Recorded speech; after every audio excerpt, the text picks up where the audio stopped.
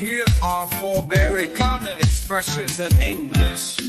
Expression number one is break the ice.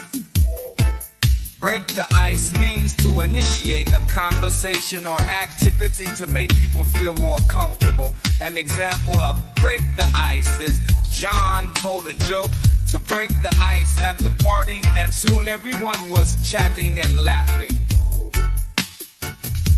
Expression number two is hit the nail on the head. This means to describe precisely what is causing a situation or problem. For instance, the consultant hit the nail on the head when she identified the issue affecting our sales.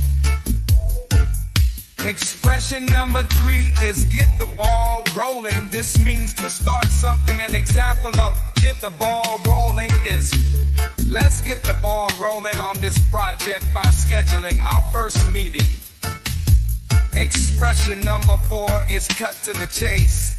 This means to get to the important part of something without wasting time. An example of cut to the chase is after a lot of small talk, he finally cut to the chase and told us that the company is going to restructure.